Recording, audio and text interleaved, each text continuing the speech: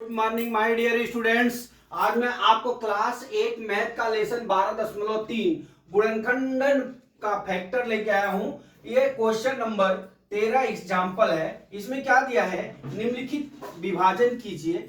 सवाल दिया है, पहली सवाल -20 x पे 4 घात भागे 10x स्क्वायर। दूसरा दिया है x square y square z square भागा 14xy जेड दिया है। ठीक है, तो हम सबसे पहले आपको पहली सवाल बता रहे हैं। ठीक है, तो पहली सवाल में क्या दिया है दोस्तों कि -20 x पे 4 घात भागा कितना हो जाएगा 10x पे 2 घात बराबर।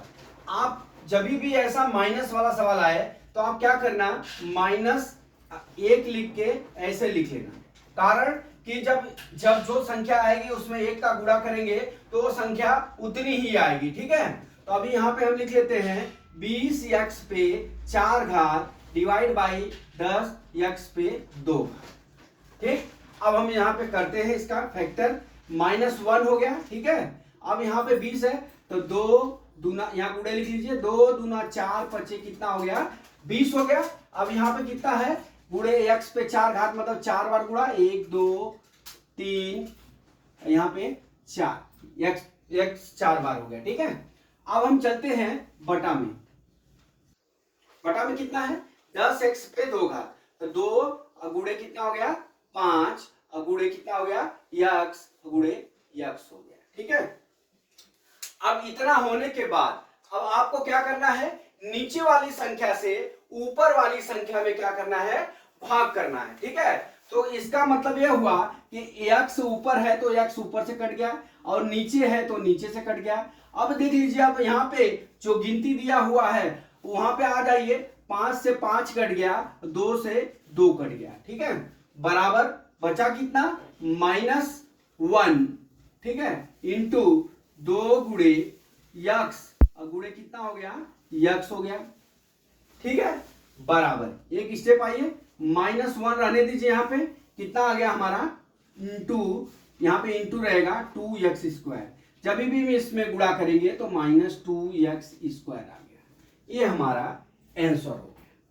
ये हमारा क्या हो गया, आंसर हो गया। ये सवाल को हम इस तरह से लगाएंगे। ठीक है, अब हम चलते हैं अपनी दूसरी सवाल पे। ठीक है, दूसरी सवाल क्या है, दूसरी सवाल में ये दिया है 7x square y square z square भागा कितना दिया हुआ है 14x वाई और z दिया हुआ है। ठीक है, इसका मतलब आपको विभाजन करना है। तो अब यहां पे ये जो गुणा है इसको गुणाखंड कर लीजिए, 7 गुणे x पे 2 घात है तो 2 बार हो जाएगा x।